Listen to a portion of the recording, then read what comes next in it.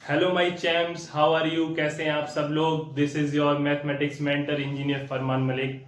और आज आप लोग मेरे साथ हैं proof of domain and range of inverse trigonometric function part 2 में। तो पार्ट 1 में हमने 3 ट्रिग्नोमेट्रिक फंक्शन का प्रूफ बहुत अच्छे से और यूं कर लिया था। बाकी के 3 आज हम लोग करने वाले हैं। तो आइए जल्दी से देखते हैं इसका फंडा, ताकि कभी किसी टीचर का ना लगे डंडा। सो फंक्शन नंबर 4 हमारे सामने आ चुका है, y is equal to cosec theta.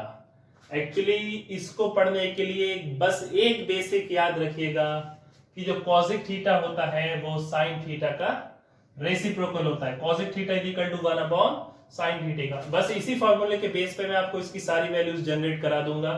तो सबसे पहले इसका बेसिक जान लेते हैं। हमें याद है कि साइन जीरो की वैल्यू जीरो होती है। तो साइन जीरो अगर जीरो है तो कॉसिक जीरो क्या होगा? बस ये एक समझाने के लिए बता रहा हूं। तो कॉसिक जीरो हो जाएगा 1 अपॉन साइन जीरो, क्योंकि साइन जो है वो कॉसिक का रेसिप्रोकल होता है। तो 1 अपॉन साइन जीरो की वैल्यू होती है 0। तो आंसर आ गया नॉट डिफाइंड। बस याद रखिएगा, तो जितनी साइन की वैल्यूज हैं अगर हम उसका रेसिप्रोकल करते रहेंगे तो कॉसिक की वैल्यूज आ जाएंगी। तो साइन जीरो की वैल्यू जीरो होती है तो कॉसिक की हो गई नॉट डिफाइंड। साइन 90 की वैल्यू 1 होती है, 1 का रेसिप्रोकल 1 ही होगा। साइन 180 की वैल्यू क्या होती है? 0, क्योंकि एक्स एक्सिस पे साइन 0 चलता है। तो एक्स एक्सिस पे ये आपका जो है ये नॉट डिफाइंड चलेगा। अब जब 3π/2 जब वैल्यू होती है तो साइन होता है -1, और -1 का रेसिप्रोकल -1 ही बनेगा।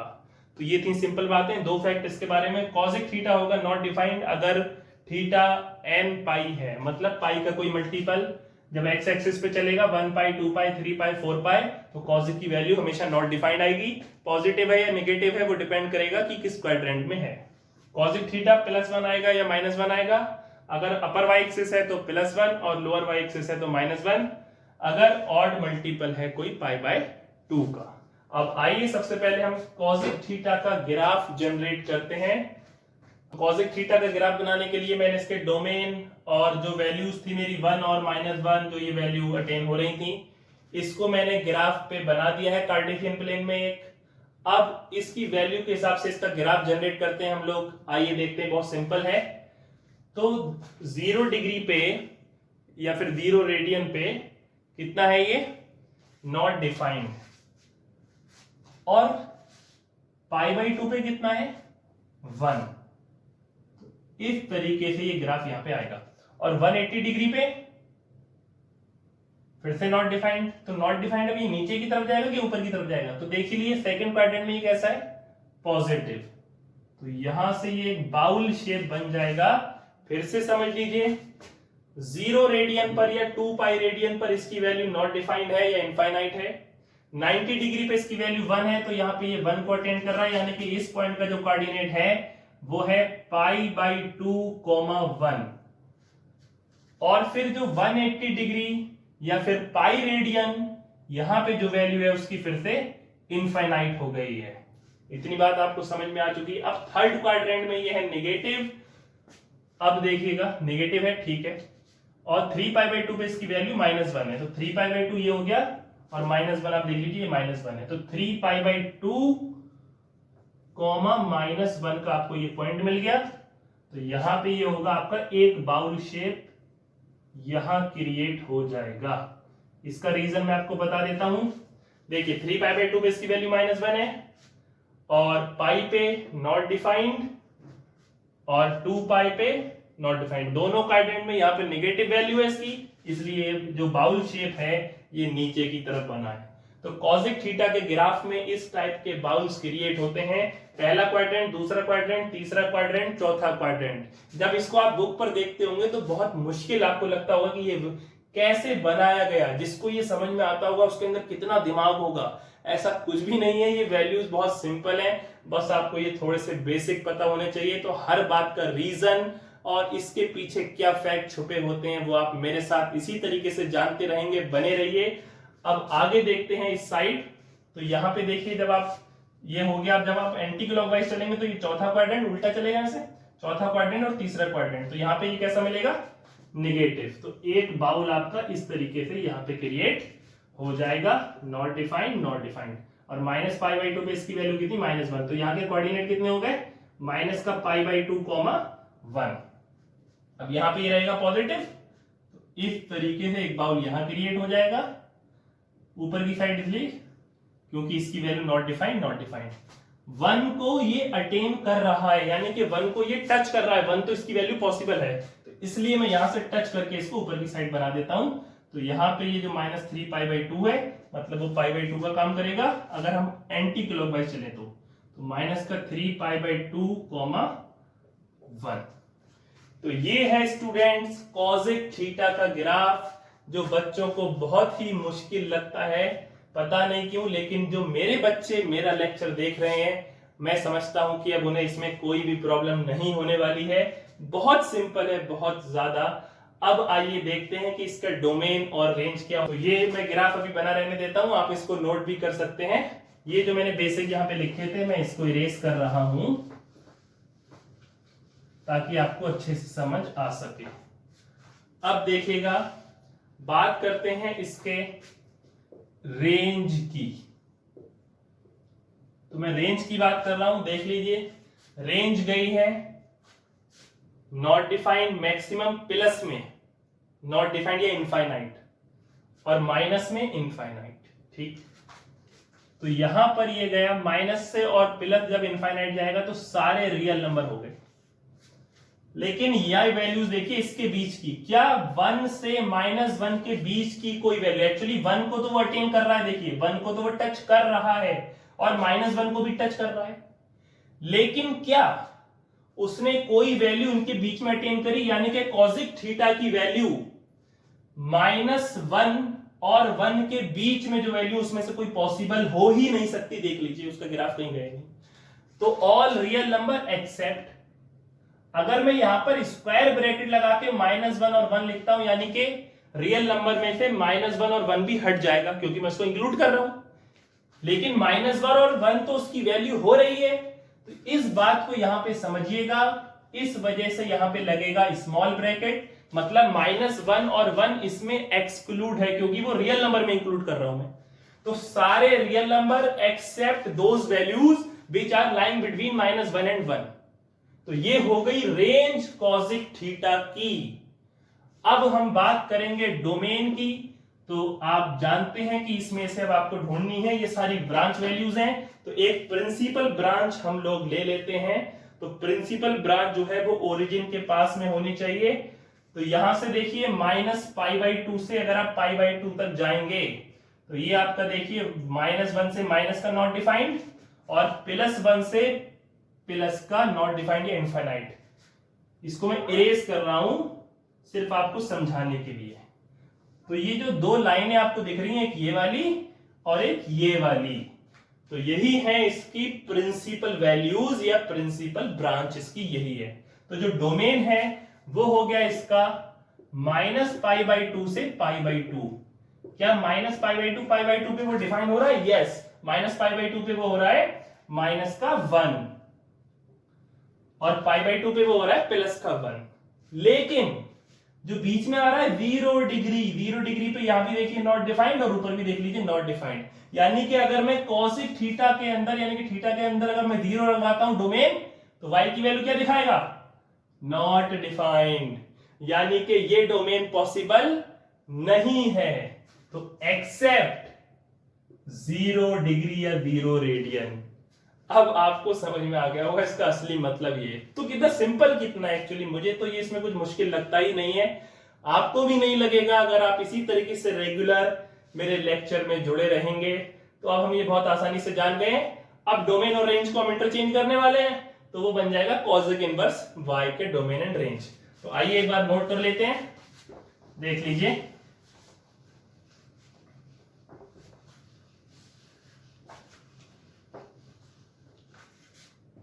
इसी फंक्शन का हम कर देते हैं इनवर्स। तो यहां पे क्या बन जाएगा? Theta is equal to cosec inverse y। तो यहां पे जो इसका डोमेन है, डोमेन क्या बन जाएगा? All real number except -1, 1 which are excluded. और जो रेंज है वो क्या हो जाएगी, वो हो जाएगी -π/2 से π/2 एक्सेप्ट 0 रेडियन और डिग्री। अब जो टेबल को याद करिए, जो मैंने आपको स्टार्टिंग में टेबल दिखाया था उसमें यही लिखा हुआ था, लेकिन मतलब किसी को समझ में नहीं आएगा वहां पर देखकर। ये है इसका रियल मतलब। अब आइए देखते हैं sec इनवर्स x का क्या बनता है। तो नेक्स्ट फंक्शन sec थीटा पे हम आ चुके हैं। बिना टाइम वेस्ट किए जल्दी से आइए इसको देखते हैं। इसके बारे में दो फैक्ट क्या है, देखिए एक बात और समझ लीजिए कि जो sec थीटा होता है आप जानते हैं वो cos थीटा का रेसिप्रोकल होता है। तो जो वैल्यू cos की होती है अगर उसको रेसिप्रोकल कर दें तो sec की वैल्यू आ जाएगी। cos 0 की वैल्यू 1 होती है तो sec 0 की वैल्यू भी 1 होगी, बिकॉज 1 का रेसिप्रोकल 1 है। cos 90 की वैल्यू 0 होती है, जब उस 0 का रेसिप्रोकल करोगे तो इनफाइनाइट हो जाएगा। 180 पे वैल्यू -1 होती है, और जब आप -1 का रेसिप्रोकल करेंगे एज इट इज रहेगा। और 270 डिग्री या फिर 3π/2 रेडियन पे जो cos होता है वो 0 होता है। 0 का आप जब रेसिप्रोकल करेंगे तो इनफाइनाइट हो जाएगा। इसी तरीके से ये साइकिल चलती रहेगी। तो ये दो फैक्ट इस बेस पे हमने क्रिएट किए हैं। sec थीटा की वैल्यू इनफाइनाइट होगी अगर थीटा कोई ऑड मल्टीपल है π/2 का, और sec थीटा की वैल्यू +1 या फिर -1 होगी अगर थीटा n पाई पे बिलोंग कर रहा है। पॉजिटिव एक्स एक्सिस होगी तो +1 हो जाएगा, नेगेटिव एक्स एक्सिस होगी तो -1 हो जाएगा। तो आइए अब देखते हैं इसका ग्राफ। सारे डोमेन हमने बना लिए हैं और -1 और 1 वैल्यू हमने यहाँ पे ड्रॉ कर लिए हैं। अब आइए देखते हैं कि इसकी वैल्यूज क्या बनेंगी। तो सबसे जो पहली वैल्यूज है 0 पे वैल्यू कितनी है 1, यानी कि यहां से स्टार्ट होगा, ठीक। और 90 डिग्री पे नॉट डिफाइंड, और क्वाड्रेंट कैसा होगा इसका पॉजिटिव, क्योंकि cos पॉजिटिव होता है। ये आ गया। अब इस साइड अगर हम आ जाएं तो 90 डिग्री पे सेकेंड क्वाड्रेंट में नेगेटिव होना स्टार्ट हो जाएगा, यानी कि यहां से नॉट डिफाइंड से जा रहा है -1 की तरफ। तो ये रहा नॉट डिफाइंड और कहां पहुंचा -1 की तरफ। ये देखिए ये आ गया, ये वैल्यू रही -1 और ये वैल्यू हो गई पाई, यानी कि पाई कॉमा -1 यहां पर आ गया। उसके बाद तीसरे क्वाड्रेंट में फिर नेगेटिव है, अब कहां जा रहा है नॉट डिफाइंड की तरफ। तो यहां पे ये एक बाउल शेप देखिए क्रिएट हो गया। पाई पे -1 है, यानी कि ये पॉइंट हो गया पाई कॉमा -1। मैं नोट कर देता हूं π/2 नॉट डिफाइंड और 3π/2 भी नॉट डिफाइंड।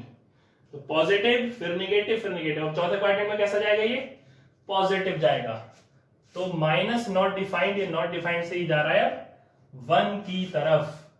तो यहां पे आपको ये रेस कर रहा हूं मैं पाई -1, अब 1 की तरफ जा रहा है, ये नॉट डिफाइंड से पॉजिटिव है।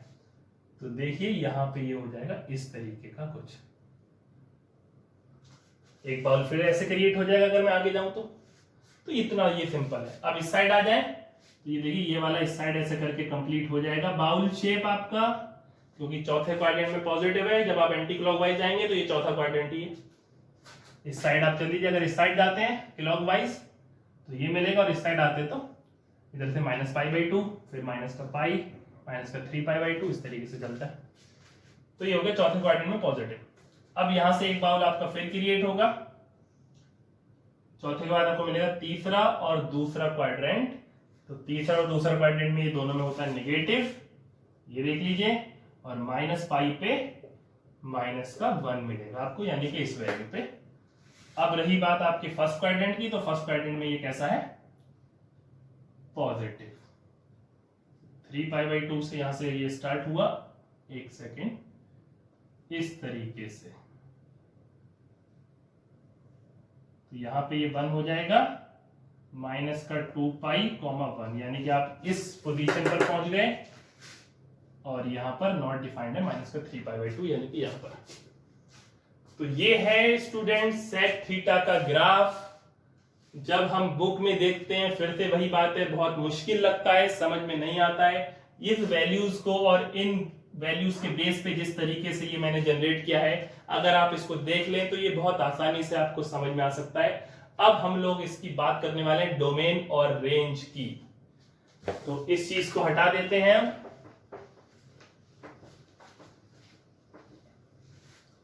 तो ये पहले 3 जो थे वो बहुत सिंपल थे, ये थोड़े से टिपिकल हैं, क्योंकि ये बाकी का 3 के रेसिप्रोकल है। तो सेक थीटा के अगर हम डोमेन की बात करें और दूसरा है हमारा रेंज, तो सबसे पहले रेंज देख लेते हैं। तो रेंज इसकी जा रही है आपका नॉट डिफाइंड प्लस में और माइनस में नॉट डिफाइंड, यानी कि सारे रियल नंबर्स। इधर 1 को टच कर रहा है, -1 को भी टच कर रहा है, लेकिन इसके बीच की वैल्यूज कोई भी नहीं है। तो जैसे कॉसेक थीटा में था वैसे ही सेम रहेगा, all real numbers except -1 and 1 which are excluded, क्योंकि 1 और -1 पॉसिबल हो रहा है, तो वो इसके अंदर आएगा। अब बात करते हैं हम डोमेन की। तो डोमेन में हम इसमें लेने वाले हैं प्रिंसिपल ब्रांच। तो प्रिंसिपल ब्रांच देख लीजिए, प्लस का नॉट डिफाइंड आपको यहां मिल रहा है और माइनस का नॉट डिफाइंड आपको यहां मिल रहा है। तो मैं यहां से हटा देता हूं, आपको सिर्फ प्रिंसिपल ब्रांच दिखाने के लिए जो हमने असाइन की गई है वो ये है। एक ये आपकी जा रही है 0 से π/2 और दूसरी π/2 से π। तो जो आपका डोमेन है वो इसमें होता है 0 से π और दोनों ही इंक्लूड है। लेकिन जब आप 0 से π की तरफ बढ़ेंगे तो बीच में एक वैल्यू मिल रही है π/2, देख लीजिए साफ दिखाई दे रही है π/2, और π/2 पे ये नॉट डिफाइंड है, यानी कि जैसे इसके अंदर π/2 डालोगे तो उधर से आंसर आएगा नॉट डिफाइंड, एरर हो गई। तो इसलिए एक्सेप्ट π/2, यानी कि π/2 पे डोमेन पे ये डिफाइन नहीं करेगा, तो वो एक्सेप्शन में आ जाएगा। तो ये है y equal to sec theta, इसका डोमेन और रेंज। अब आइए देखते हैं domain and range of sec inverse y equal to theta. अगर ये अब इनवर्स फंक्शन हो जाए theta equal to sec inverse y या सेक इनवर्स x, जो भी हम लिखेंगे, उसका डोमेन और रेंज क्या होगा, तो इसको आप नोट कर लेंगे। तो डोमेन जो इसकी रेंज थी वो डोमेन बन जाएगी सिंपल। तो डोमेन हो गया all real numbers except -1 1 which are excluded. और दूसरी बात हम करने वाले रेंज की, रेंज हो गई 0 to π एक्सेप्ट π/2। ये माइनस का साइन नहीं है, एक्सेप्ट मतलब ये वैल्यू पे वो डिफाइंड नहीं करेगा। ये बहुत सिंपल है। सो फाइनली स्टूडेंट्स, अब हमारे सामने लास्ट फंक्शन यानी कि sec function y equal to cot theta आ चुका है। तो बिना देरी करते हुए आइए देखते हैं कि इसके बारे में वो फैक्ट क्या है जिससे इसका ग्राफ जनरेट होने वाला है। तो cot थीटा होता है 1/tan थीटा, यानी कि ये tan थीटा का होता है रेसिप्रोकल। इसी को कहते हैं कनेक्टिविटी ऑफ टॉपिक्स। मैथमेटिक्स में अगर आपको कनेक्टिविटी ऑफ टॉपिक्स आती है और इसका यूज करके अगर आप पढ़ते हैं तो एक कॉन्सेप्ट से आप मोर देन 5 कॉन्सेप्ट 10 कॉन्सेप्ट पढ़ सकते हैं। तो कनेक्टिविटी ऑफ टॉपिक से ही हमने 3 इनवर्स ट्रिग्नोमेट्रिक फंक्शन के ग्राफ जनरेट किए और उन्हीं के बेस पे हम बाकी के 3 बना रहे हैं, क्योंकि बाकी 3 ट्रिग्नोमेट्रिक फंक्शन होते हैं उनके रेसिप्रोकल। तो इसी बेस पे अब आप ये जान लीजिए, जो हमने स्टार्टिंग में कॉन्सेप्ट पढ़ा था ASTC वाला, इस वजह से पहले में ये होगा पॉजिटिव, दूसरे क्वाड्रेंट में होता है नेगेटिव, और थर्ड क्वाड्रेंट में होता है पॉजिटिव, एंड फोर्थ क्वाड्रेंट में चलता है नेगेटिव। ही अल्टरनेट चलता है प्लस माइनस। tan 0 की वैल्यू अगर मैं आपसे पूछूं तो आप कहेंगे 0। तो tan 0 होता था 0 का रेसिप्रोकल होगा cot 0, तो वो हो गया इनफाइनाइट। tan 90 आपका होता था नॉट डिफाइंड, और नॉट डिफाइंड का रेसिप्रोकल होता है स्टूडेंट 0। तो जहां पे tan था 0 वहां पे ये होगा नॉट डिफाइंड या इनफाइनाइट, और जहां पे वो था इनफाइनाइट वहां पर ये होगा 0। तो इस बेस पे आपको ये दिखता होगा, इसको आप नोट कर लीजिए। 2 फैक्ट यहां पे मैं लिख रहा हूं, बहुत ध्यान से देखिएगा और इसको अपने की पॉइंट्स में नोट कर लीजिएगा। तो यहां पे मैं लिख रहा हूं for cot theta, cot theta की वैल्यू क्या हो रही है 0। किस एक्सिस पर 0 हो रही है, y एक्सिस पर, यानी कि अगर ये ऑड मल्टीपल है π/2 का 1π 3π 5π 7π एंड सो ऑन, तो cot theta will be equal to 0 if theta belongs to odd multiple of π/2। Odd number की हमने जनरल फॉर्म लिख दी है। दूसरा जो इसके बारे में की पॉइंट है वो ये है cot थीटा इक्वल टू, अब आपका क्या है cot theta equal to not defined. तो यहां पे लिख लिया हमने cot theta is equal to not defined if theta belongs to n pi, 1 pi 2 pi 3 pi 4 pi, यानी कि x एक्सिस पर इसकी वैल्यू होती है इनफाइनाइट। अब इसी के बेस पर स्टूडेंट्स हम इसका ग्राफ जनरेट करने वाले हैं, जैसा कि हमने बाकी फंक्शंस में ग्राफ जनरेट किया था, जो बहुत सिंपल है, अब आपको रट चुकी हुई बात। तो अब आइए जल्दी से एक कार्टेशियन प्लेन बनाते हैं और इसमें डोमेन मार्क कर लेते हैं। तो ये होता है अपना π/2, पाई 3π/2 एंड 2 पाई। एंटी क्लॉकवाइज आएंगे तो माइनस का π/2 माइनस का पाई, माइनस का 3π/2 और इधर माइनस का 2π। क्या सिखाया गया था आपको? परपेंडिकुलर लाइंस बना दीजिए आप डोमेन पर, एक्स एक्सिस के परपेंडिकुलर लाइन बना दी हमने। उसके बाद अब देखिएगा ध्यान से, अब हम इसकी वैल्यू से इसका ग्राफ जनरेट करने वाले हैं। तो कॉट 0 की वैल्यू है इनफाइनाइट और ये है पॉजिटिव, और 90 डिग्री पर ये है 0। तो इनफाइनाइट से जब 0 की तरफ जाएगा तो ये इस तरीके से कुछ आएगा। दूसरे क्वाड्रेंट में ये है नेगेटिव और फिर से ये नॉट डिफाइंड जा रहा है, तो नेगेटिव से नॉट डिफाइंड इस तरीके से ही आ जाएगा। अब 0 आप देख लीजिए कहां पर है, उसकी हेल्प से इसका बहुत आसानी से ग्राफ जनरेट हो जाएगा। यहाँ पे 0 है तो सिमिलर पैटर्न आप यहां पर जनरेट कर दीजिए। उसके बाद इसी तरीके से आगे कंटिन्यू हो जाएगा। अब यहां पर आपका क्या है 0, उसके बाद यहां पर 0 है ये, तो सिमिलर पैटर्न पे इस तरीके से ये जनरेट हो जाएगा और उसके बाद इस तरीके से जनरेट हो जाएगा। जैसे कि डांस स्टेप होते हैं ना ऋतिक रोशन वाले, इस तरीके से इस पैटर्न पे ये जनरेट हो रहा है। तो सिंपली बात हो गई, जितने भी π/2 के ऑड मल्टीपल हैं देख लीजिए वहां पर 0 है, और जितने भी पाई के मल्टीपल हैं 2π माइनस का पाई और यहाँ पर पाई और 2π, यहां पर इसकी वैल्यू इनफाइनाइट है। अब हम बात करने वाले हैं cot theta y equal to cot theta जो फंक्शन है उसका डोमेन और रेंज क्या है। तो आई होप आपने ये नोट कर लिया होगा। तो स्पेस के लिए मैं इसको हटा देता हूं। अब फंक्शन डोमेन, इस फंक्शन का डोमेन और रेंज देख लेते हैं। तो y equal to cot theta का जो यहां पर रेंज है वो देख लीजिए रेंज क्या है। तो ये सारी वैल्यू टच कर रहा है प्लस इनफाइनाइट से माइनस के इनफाइनाइट तक, तो इसके बीच में दुनिया की सारी वैल्यूज आ गई। तो रेंज क्या हो गए, ऑल रियल नंबर्स, सारे रियल नंबर इसमें आ रहे हैं। अब बात करते हैं डोमेन की। तो इसमें सारी ब्रांच वैल्यूज हमारे सामने दिख रही हैं 1 2 3 4 एंड सो ऑन। इसमें से जो ब्रांच हम चूज करेंगे वो ब्रांच कौन सी होती है, प्रिंसिपल ब्रांच जो ओरिजिन के सबसे पास होगी। तो एक ब्रांच चूज कर लीजिए, तो ये भी है और ये भी है। तो यहाँ पे जो असाइन की जाती है वो ब्रांच है पॉजिटिव ब्रांच, यानी कि जो जा रही है 0 से लेकर पाई तक। तो डोमेन हो गया इसका 0 to पाई। अब ये देखना है कि पाई एंड 0 आर इंक्लूडेड और एक्सक्लूडेड। अगर हम एंटर कराएं यहां पर 0 तो आंसर आएगा नॉट डिफाइंड। अगर हम एंटर कराएं इसमें पाई, आंसर आएगा नॉट डिफाइंड। यानी कि the function y equal to cot theta is not defined for theta equal to 0 and theta equal to pi. तो 0 और पाई पे ये डिफाइंड नहीं है, बाकी उसके हर वैल्यू पे डिफाइंड है, उसके बीच में जो भी वैल्यू आ रही है। तो 0 और पाई इंक्लूड नहीं होंगे, इसलिए जो हमारी डोमेन और रेंज की टेबल दी गई है स्टार्टिंग में, उसमें यहां पर स्क्वायर ब्रैकेट नहीं लगाया है, ओपन ब्रैकेट लगाया है, क्योंकि 0 and pi are not included. तो ये था इसका फंडा। अब आपको क्लियरली समझ में आ चुका होगा। तो अब हम अपना फंक्शन जिसका हम चाहते थे, यानी के cot inverse y equal to theta, हमें तो एक्चुअल में इसके डोमेन और रेंज चाहिए थे। तो आइए जल्दी से इसकी बात कर लेते हैं। तो डोमेन और रेंज क्या करना होगा, उल्टा पुल्टा, इसका उल्टा कर दीजिए, इनवर्स के रेंज डोमेन बन जाएंगे। तो इसकी रेंज है ऑल रियल नंबर, तो cot इनवर्स y का रेंज जो डोमेन है वो हो जाएगा ऑल रियल नंबर्स। इसका डोमेन है 0 to पाई, तो ये आ जाएगा रेंज में 0 to पाई एंड 0 और पाई आर नॉट इंक्लूडेड। तो ये इतना सिंपल था स्टूडेंट्स, लेकिन बच्चे इनको देख के डर जाते हैं। करें क्या, उनको कोई समझाता भी नहीं है, बच्चों की भी गलती नहीं है।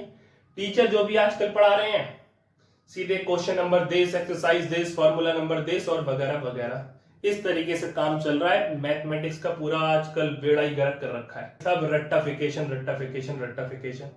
लेकिन don't worry about your mathematics because I am here for you. इसी तरीके से अगर आप हर चीज का प्रूफ आप चाहते हैं और प्रूफ के साथ स्टडी करना चाहते हैं तो बने रहिए अपने mathematics mentor engineer Farman Malik के साथ। Thank you so much.